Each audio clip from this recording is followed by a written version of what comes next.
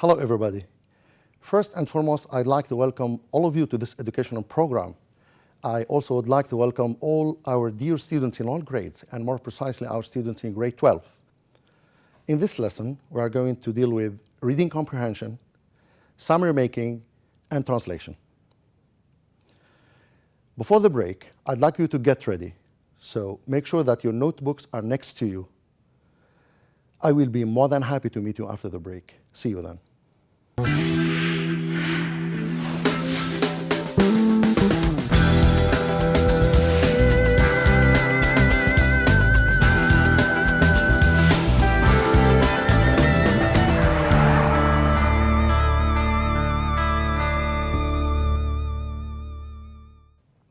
Welcome back to our program. As I have already said, today is going to be a lesson about reading comprehension, summary making, and translation. To start with, I'm going to focus on the types of the reading comprehension passages that you may encounter during your exams all along the academic year. Your text may be about a story about a person, for example, or it could be a chart, okay, consisting of specific data, or an email, okay? Now, what types of questions that you may be asked to answer? The first type is called multiple choice questions, in which you are given a sentence, okay, and you are going to answer it by choosing from A, B, C, and D. The second type of questions is called open-ended questions, which are going to deal with specific pieces of information which are closely related to your reading comprehension. Now, in the multiple choice questions, you may be asked to provide us with a title. So the question may be, choose a suitable title for the passage. It could be about a reference word. For example, what does the underlined word refer to? Number 3, it could be about the main idea of the passage or the main idea of a certain paragraph in the reading comprehension. Or you may be asked to provide a synonym or an antonym. A synonym is a word that means the same thing, and the antonym is the opposite of the word which is underlined. Now, the types of the questions of open-ended questions. These are questions which are designed to encourage a full, meaningful answer using the information in the passage. So you are required to provide us with a full sentence, okay? No fragments and no phrases. And a full sentence, as you know, starts with a capital letter and finishes with a full stop. Okay, now let's focus on the reading comprehension, which is the first question in your paper. This is your reading comprehension passage. Okay, it's not too long, but my advice to you is always when you do something, let it be task-based. What's the meaning of task-based exercise, for example? Before you read the passage, okay, you have to know why you are reading this passage. So what you have to do here, you have to read the questions first. This is what I mean.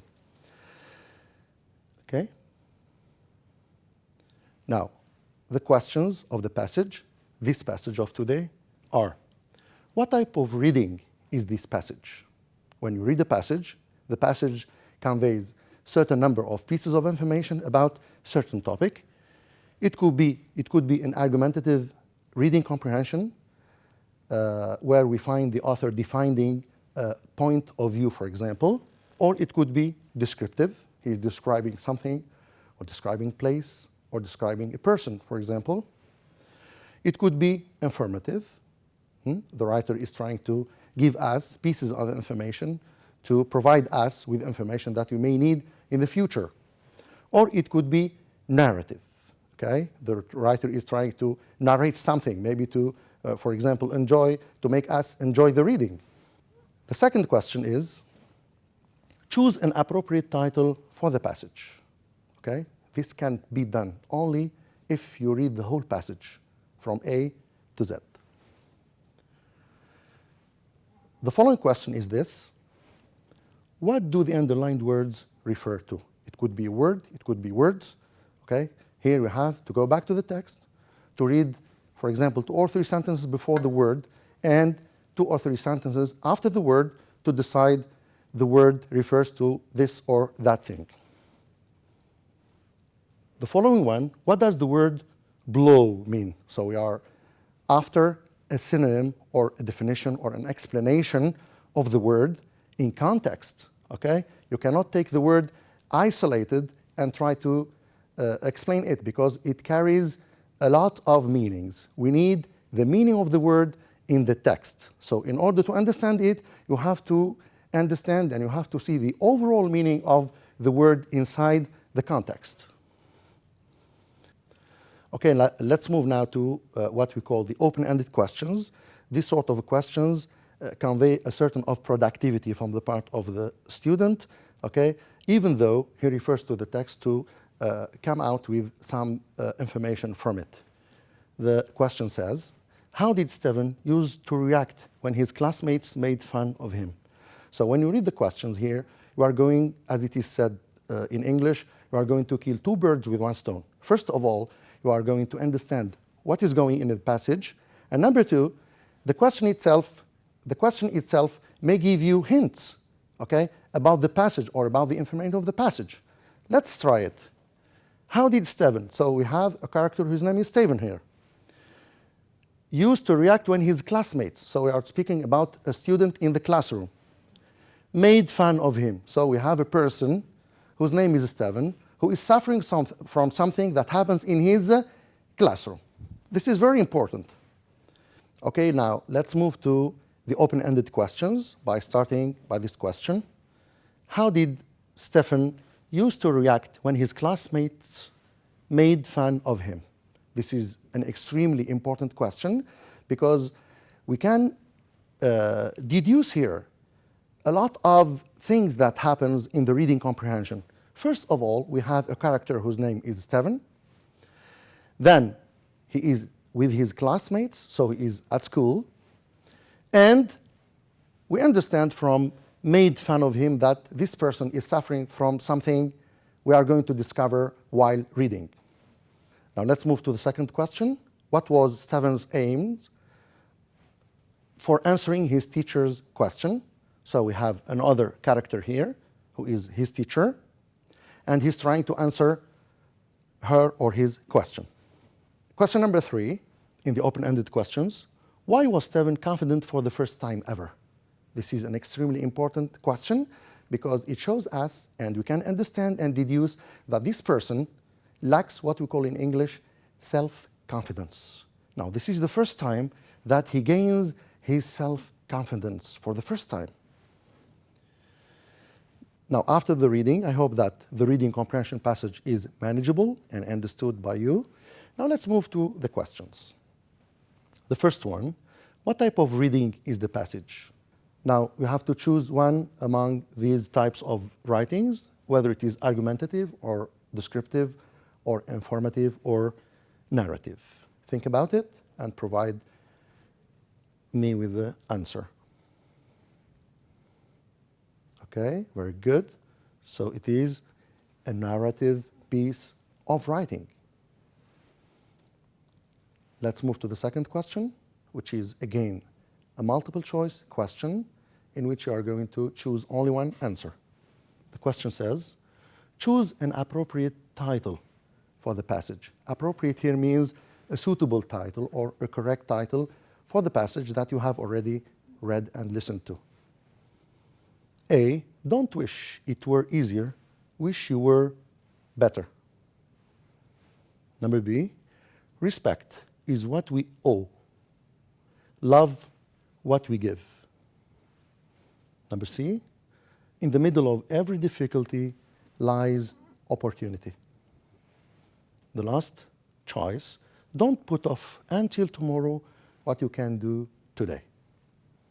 Now I'd like you to focus here and choose an appropriate title for the passage.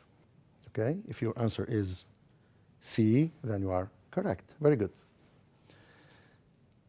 Let's move now to the reference question.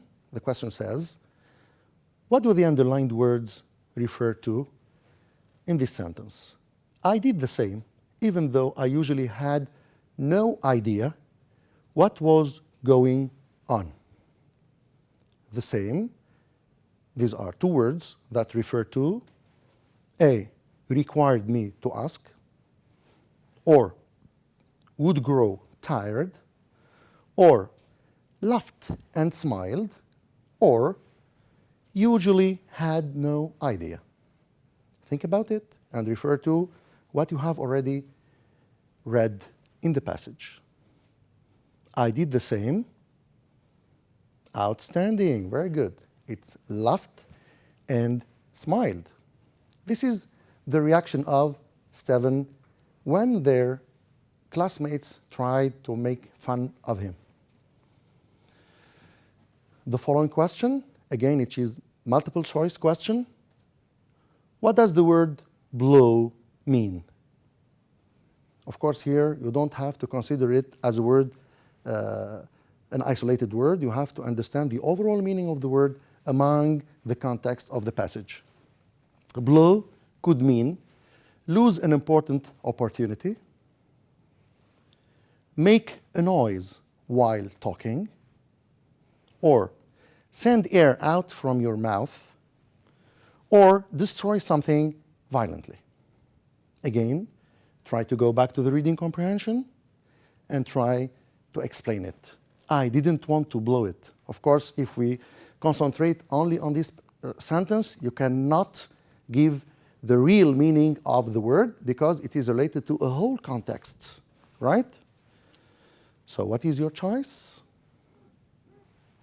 Very good. Lose an important opportunity.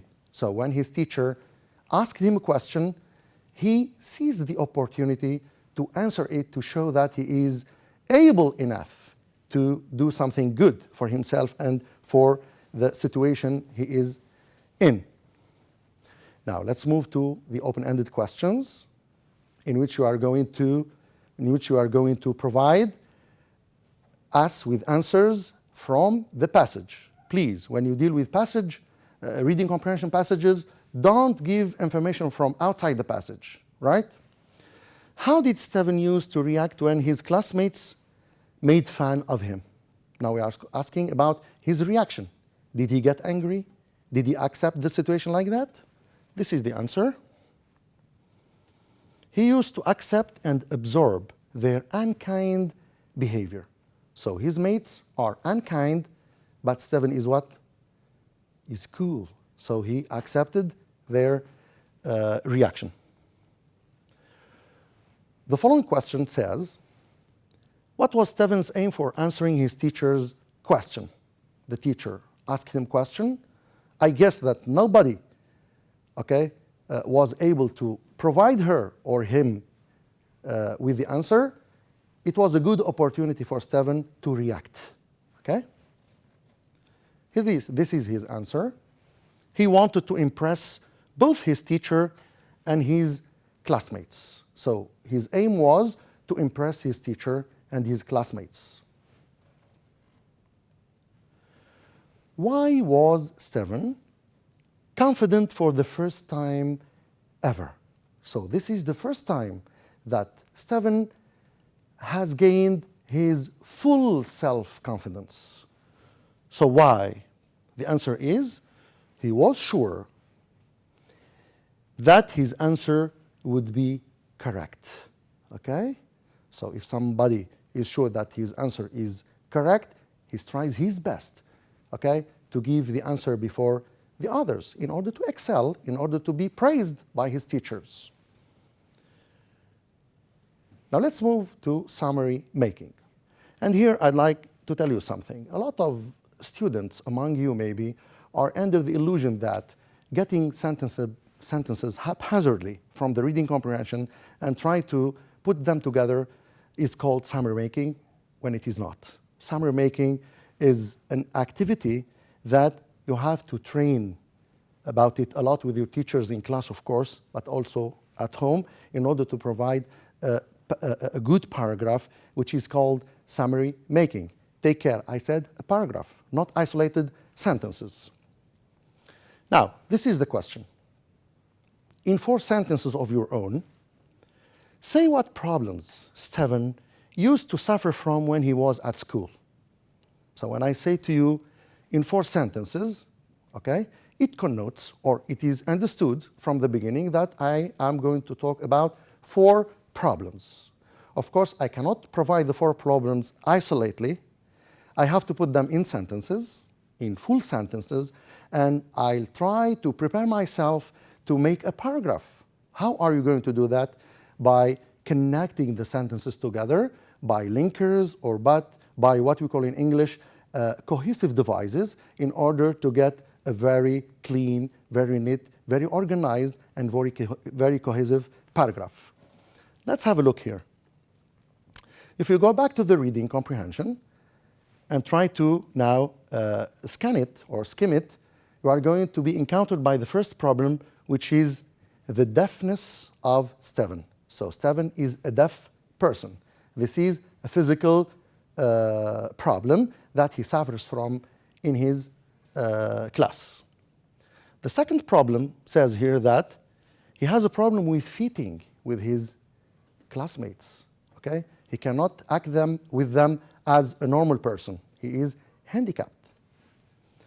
So, problem of fitting in with the other students. This is problem number 2. Problem number 3 is, he said, I also struggled mightily with most of my schoolwork. That means his physical deficiency, okay, deprives him of being an excellent student in class because he has a problem. The last problem is, people around me laughed or smiled. So he is made fun, his students made fun of him in class maybe, or outside the class.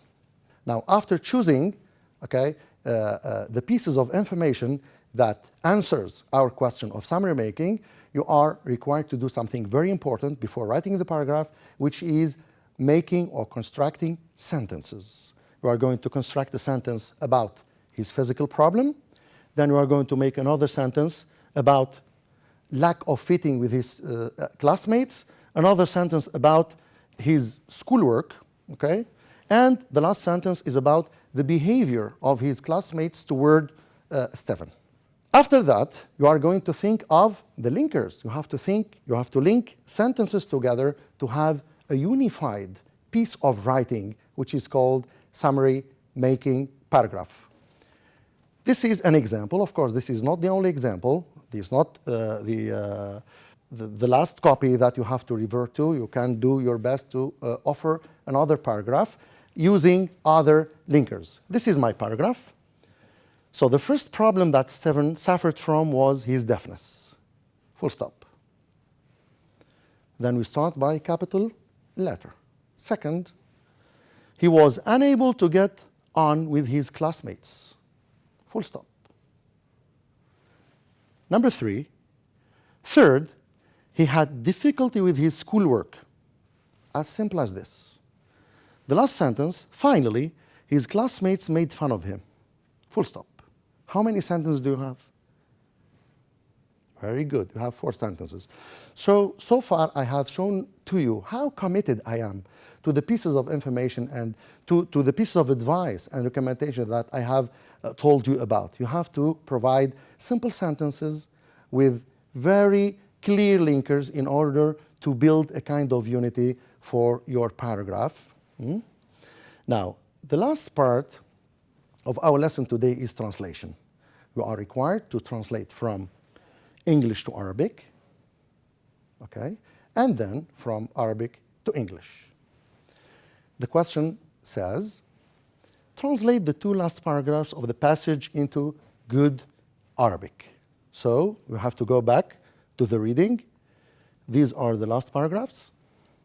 You have already read them, so there's no need to read them again. Okay? We move to the question.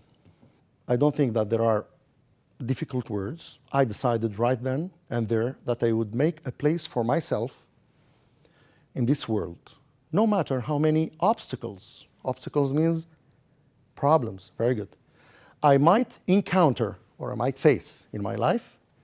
I knew I could overcome them. That means I knew that I am able to win victory over these problems. A simple three-word phrase, okay, delivered with incredible enthusiasm. Delivered by whom? Of course, by his teacher. Had totally transformed, which means had totally changed my young life. What are the three words that make this phrase?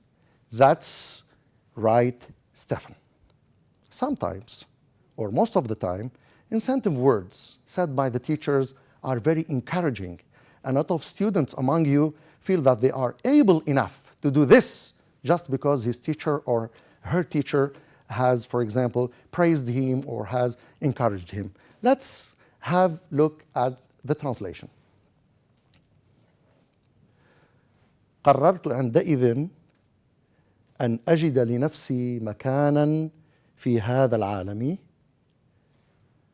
لا يهم كم من العقبات سأواجه في حياتي فقد كنت أعرف أنني سأتغلب عليها. لقد غيرت عبارة بسيطة من 3 كلمات قيلت بحماس لا يصدق حياتي كليا كشاب صغير. هذا صحيح ستيفن. Now, let's read the question in Arabic language to translate it into English. إن الازدهار الاقتصادي في فترة الستينات والسبعينات ساعدت على تحويل الكويت إلى دولة عصرية وغنية بالموارد المالية التي يوفرها البترول وموارد طبيعية أخرى. إن التطور السريع في صناعة البترول والمنشآت الصناعية استوجبت تدفقا ضخما لليد العاملة الماهرة. Okay? Now, this is something that you have dealt with your teachers in class, of course. It's exactly the same words taken from English language and translated into Arabic. Now, the answer here, when you have a look at the answer, you will remember that you have seen this in your books. Okay? I don't think that there are difficult words. You are all familiar with such kind of words. So this is my answer. The economic boom of the 1960s and 1970s helped transform Kuwait into a modern and wealthy state, funded by oil and other natural resources. The boom in the oil and construction industries necessitated a huge influx of skilled workers. Of course, these are not my words. These are exactly the words that you have in your textbooks. Over to you, textbooks. At this point, our lesson is over. So I hope that you have benefited a lot from this lesson, from the pieces of advice that I have already given you. I wish you good luck in your future endeavors, and thank you for watching.